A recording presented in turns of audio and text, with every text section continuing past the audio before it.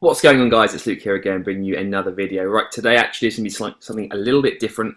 What I thought I'd do is I'll go through books that I read. Now, I know everybody anyone has gone through what books they read, but actually it's interesting to see what type of books people read. And actually there's so many books around, it's so difficult to pick all the good ones or the bad ones or whatever you want to call it, yeah? So actually, even though you probably watch a million videos on what books people read, it's always good because normally the books aren't always the same. Some may be the same, a lot will probably be different because there's just thousands of books out there all about different types of everything, yeah? And some like hybrids and this, that and the other. So I've only got like 6 books. That's literally, I don't really read, so I actually prefer audio and visual. But I do try to keep up with, I try to do all of it at least a little bit, yeah? So I don't read as much as I might listen. So I listen to a lot of audio during the day. I might listen to Tim Ferriss's got like a little series where he interviews people that are really successful in different industries and different areas. And I listen to that, and I'll listen to motivational stuff. And basically I just try to mix up. I'll watch videos as well on YouTube and stuff like that on the evening, in the morning, so on. So let's go through the books I read. And basically I'm going to go through my least favourite all the way to the favourite video that I have. And I'll explain why and all that thing. And obviously it does depend on the person. Each person's different, but I'll more try to explain why I don't like it. And if that isn't a valid reason for you, then I'll try to obviously go through the content as well. And we'll try to sort of get a bit of a basis on that. So the first book is Elon Musk, How a Billionaire CEO of SpaceX and Tesla Shaped the Future, okay? So it's not written by him or anything because he's not got time for that. It's obviously written by third person, Ashley. So she basically, I think it's a she. I haven't even, oh, okay, that's just it's a she. I think that's how you spell a she, isn't it? A female version of Ashley. So basically, she goes and interviews him, follows him around, and that's how this book is now created, yeah? So it's like, it looks like this. Obviously, you can see it. That's how thick it is. Words, relatively small, you know. It's got some photos, which I always think is quite nice. Just showing, like, I don't know, him in his doing the roadster, him when he was about looking cool on here. Can you see? That's him in the middle, the glasses on, looking pretty swish. Yeah. Anyway, so I started reading this. I'm not sure how far I actually got. So basically, I never finished the book. So this is my least favourite book.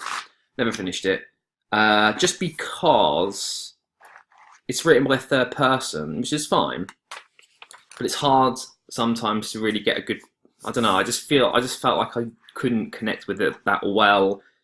Even, it wasn't really what I was hoping for some reason. I don't know why. It just felt like it was, because it wasn't sort of like an autobiography, for example, you couldn't really get into the personality of the person as well, because obviously it's a third person doing it. So yeah, that was that. I can't even really remember anything. It was literally just following him around, asking about his attitude. All I remember is that his personality is a bit awkward. So his personality was like very, not unsociable, but it was a bit, almost like, you know, I wouldn't say autistic, but when you were with him, well, when she was with him, it wasn't sort of a natural flow of a conversation. He would just talk about really weird things and act slightly unusual. And I guess all the best people in the world do that because that's how they change the world. Because if you're like everyone else, then you'll be like everyone else, which is sort of like the standard average person. I mean, not necessarily, but you get what I'm trying to say. Anyway, so that's that. The next book I'm going to go on to is the Warren Buffett, The Snowball. It is a bit thicker. This is actually really thick. So the words are pretty, so smaller. I think they're even smaller. Yeah. Same size or smaller. There is some photos, but yeah, like not, well, they're okay. It's just pictures really of just Warren Buffett basically. This one was a bit better, but it's a very, very thick, long, and it's quite like meaty. So it's good if you are really into your your detail, and it's got stuff like this. It shows you like little tables and stuff.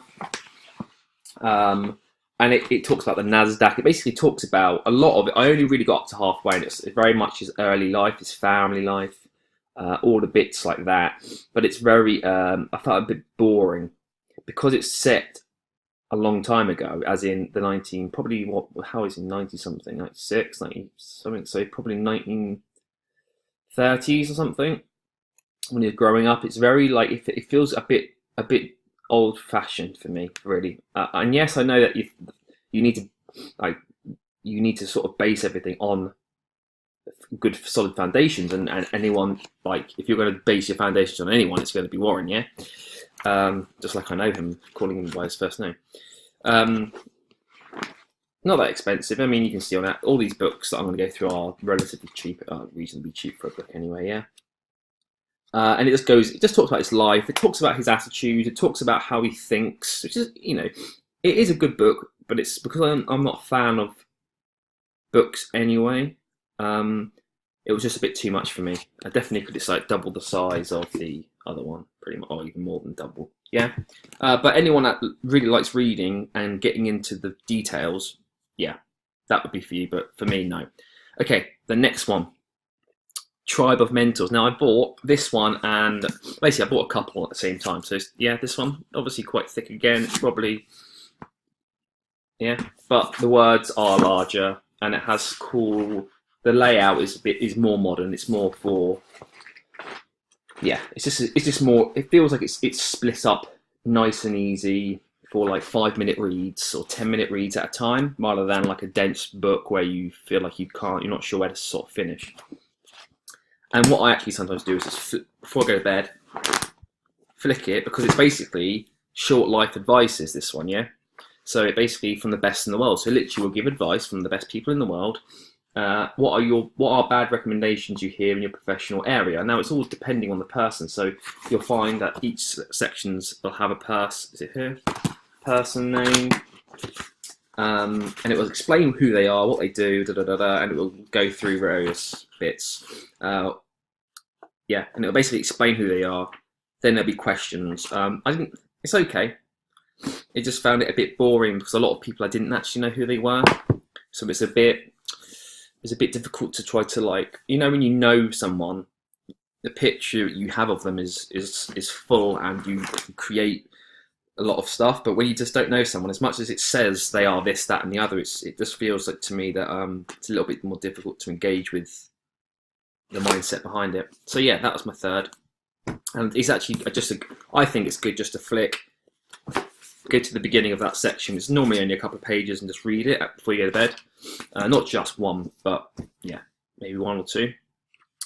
And the next one, everyone will know this one. 4-Hour Workweek. I'm not going to go into much detail of this.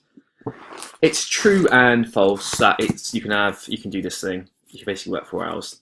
In the long term, you could, because obviously you get to a point where you've grown your business and you've not had any time off for like 10 years. But the interesting thing that I got from it was that, from everything that I read from it, I don't think I finished it because it's a little bit old-fashioned as well. I'm not sure the date that it was released. It was at least 10 years ago, I'm pretty sure. 2007, so it's like 12 years old. Things change relatively fast in the internet and digital age and all that sort of thing. It's decent, but it basically talks a lot about like time management, and it even says stuff about, to live the life of, like, not a millionaire, but someone wealthy, where you are living in a digital age and trying to get a 4-hour work week. You don't have to basically pay, so you can have the lifestyle of what this is sort of trying to say, escape the 9 to 5. But for example, you can, on £1,000 in the UK, or $1,000, you basically would have to do like a lot of hours, probably working a minimum wage job if you're only getting 1,000. And it's not very fun, it's menial, and you can't really afford anything. But then if you go to Thailand, for example, on $1,000 or £1,000, you can live like you were getting £2,000, yeah? So it's all about like the way you are approaching everything and structuring everything. Now, I can't remember anything else. I read this a long time ago. But it's just an interesting fact was like, a lot of people that work 9 to 5 will have to go on holiday. If they have kids, will have to go on holiday in August or July. Now it's going to cost you 4 times more, 3 times more. Well, if I want to go to Thailand or a nice place, or say Barbados, but I'm happy to go midweek in November or something, it's going to be a lot cheaper. So you can live the lifestyle of this this sort of lifestyle without actually having to pay for the lifestyle. If you get what I'm trying to say. So that's the sort of bits that I learned from it, which is an interesting way to go. Now, the last 2 books that I really like. So these are the ones that I actually still go through. So it's Tools of Titans. So still Tim Ferriss. And because like everyone goes on about it, and that it's got some little like snippets. So it's like 5 morning rituals. I find these quite cool. 5 mornings, it's pretty thick. 5 morning rituals that help me win the day. It's all about like make your bed. I'm sure everyone knows those basic things. Meditate. Well, obviously meditate's not literally like meditating. It can be in different forms. It's like focusing or whatever. Certain teas in the morning. And like writing a journal, 5 to 10 minutes of what you're going to be doing. Stuff like mind training. And then the cool part that I like is that it basically it's the tactics, routines, and habits of billionaires. Yeah. So basically, he went and interviewed here's a podcast on this as well. So if you don't want to read the book, you can go on. You basically just search podcast interviews, tactics of millionaires or something. Just you'll find it, Tim Ferriss. And then I'm listening to him at the moment, and basically he interviews them, and I listen to the audio during the day while I'm working. But at night I'll flick and I'll read like a person. So you just flick, you find it, and it will say stuff like best advice ever received. So this is what this guy, and it will tell you he's a founding member of the Glitch Mob, whatever that is. So a lot of people you won't know, but it's interesting to look at the best advice ever received, because that's not his opinion. That's what it is his opinion, but it's not, as it's easy to see like how has he become successful by the advice he's received. And obviously there's different people, and it's broken down by category at the beginning. So you've got like wealth, wise, healthy. So all the people that are really successful in the health industry, really successful with wealth, and wise people. And it basically just gives, I just realised I say that so much. It gives you a lot of information from different people. So I actually like that, and that's nice, like to flick and then pick. Just flick randomly at night. This one, Maria Popova, whatever that is, whatever this person is, and you go from there. And these are all, obviously you can get them from Amazon. And the last one is this. Now, I'm not sure if everybody or anyone's really known this, because I haven't ever seen anyone mention it. Now, it's a bit of a crap name, and in the book, the guy actually, like Daniel Presley, is it? Or Priestley. He actually takes the mickey out of the book's name. Now, I've got the old version. Yeah, this actually was done in 2013. Yeah, this is a 2013 version. You can see this is 2018. So it'll probably be a bit of a better version. Looks a bit more modern. It's got a couple of extra bits on. But the gist of it is really great. It feels a bit more interactive, yeah. Like you can personalize it. There's bits like before you turn the page, write down 3 things, and then he'll analyze it. He'll be like, so did you put this? And if not, why? And then he goes into the details. Why didn't you put it? And then you start thinking, oh yeah. If you think about it, if you are aiming for that, why wouldn't you put that? That's it's not massively like that. But there's like cool bits in it. And actually, the cool bits that I like in it are. But the book is basically about how to develop your entrepreneurial mindset and start a business that works. The bits that I remember, and I've read it a couple of times because it's quite nice to go over it, is that he goes and says, so each generation is different. He says that your father will say, oh no, you have to go and work in a company that does this because you need to get a career. That's what my dad said. You need to get a career. And I'm like, I always say to him, what's a career? Because these days a career is fluid. People don't work in a company for their whole life these days. They are changing, they're finding what they want to do, and a lot of people move all the time, and you never know, 10 years time, a lot of people are doing different things they were doing 10 years ago. So I always joke around with him, like, oh, what's that?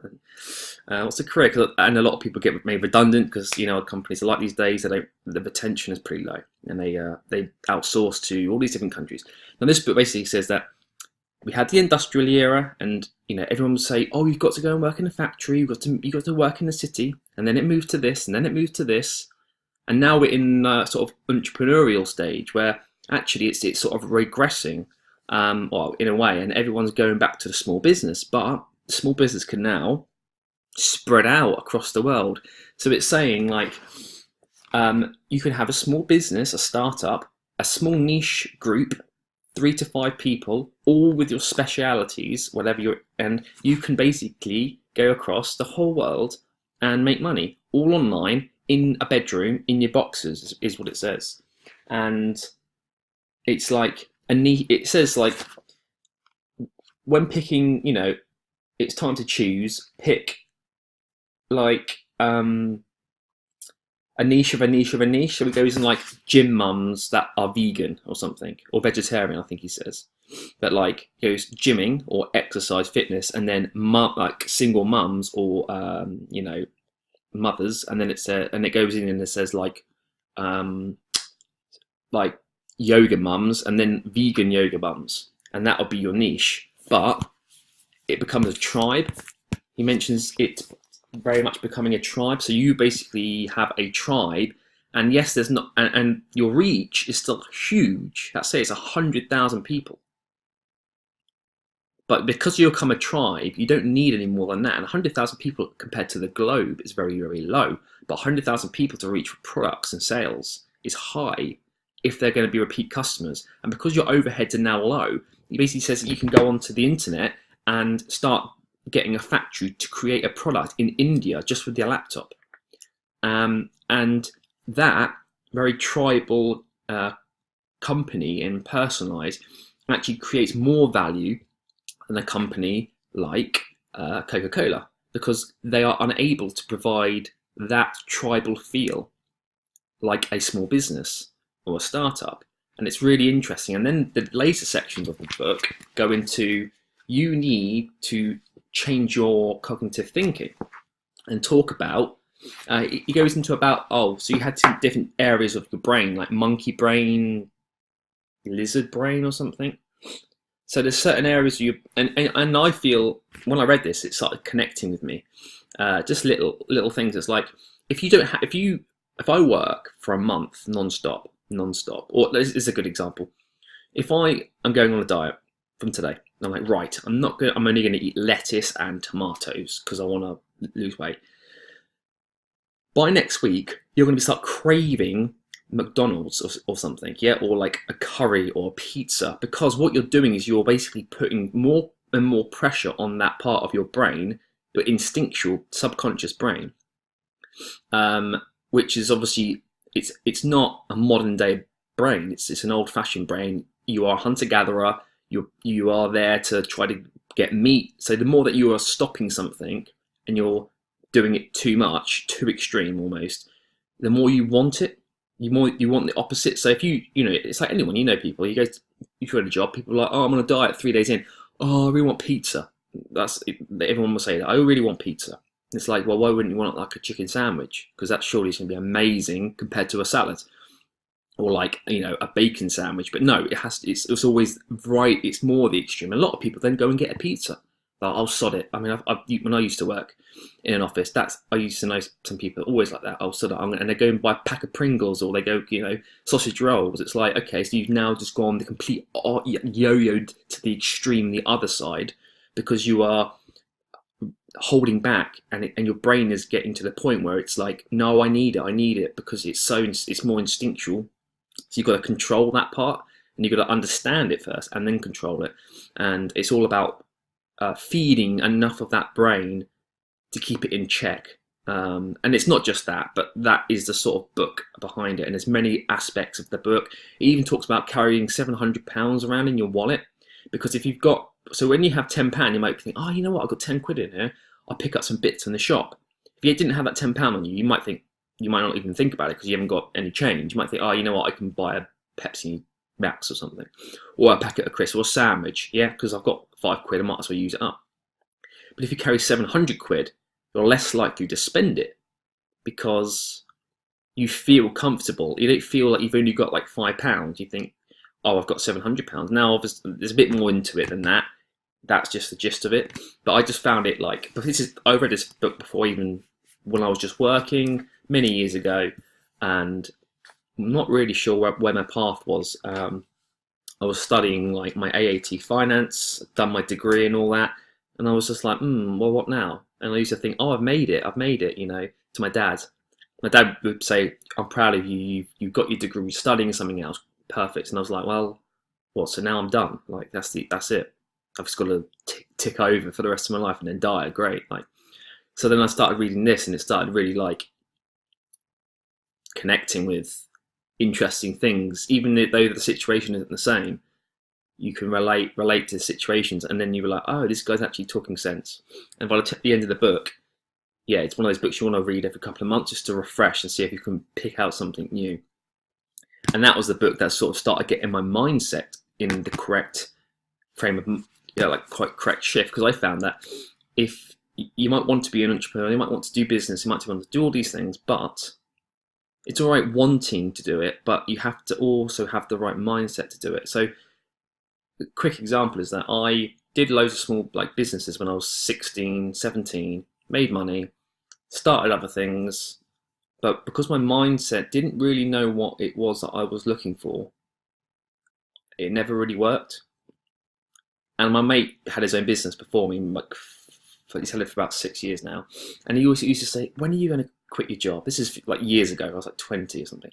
I was like, yeah, I will do. I said, I know it's coming. I just, you know, I need to see it. I need to find it. And that's what I used to say. It's like, yeah. And he believed me. And then eventually the time came when I then did it. And this was one of the books that sort of was a catalyst to, it's not that thick either, a catalyst to my mindset getting in the correct place. It's something you have, I feel like it's something you have to see first in a certain light, and then you can really push and believe.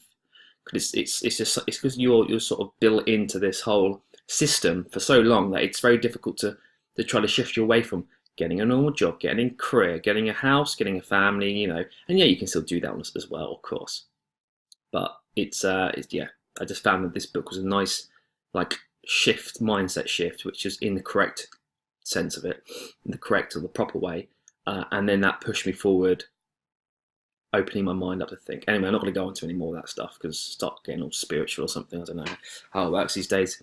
I'll just start rambling. Anyway, so you can catch these books on Amazon. No referral leaks or nothing. I'll whack the names of them on the description just so you can see, or I'll probably whack these links actually. They're not affiliate or anything because I don't know, haven't got no whatever. But yeah, just so you can see what books I read and why. And a lot of you might think, oh, it's a bit boring, and probably I would, apart from, but I'd say if you're going to read any book, read that one. Just because, and that's, you know, you might find out it's not for you, which is fine, but I think a lot of people will actually really enjoy it. That's just my opinion. Anyway, hope you enjoyed the video, and I'll have a good weekend, and I'll see you on the next video.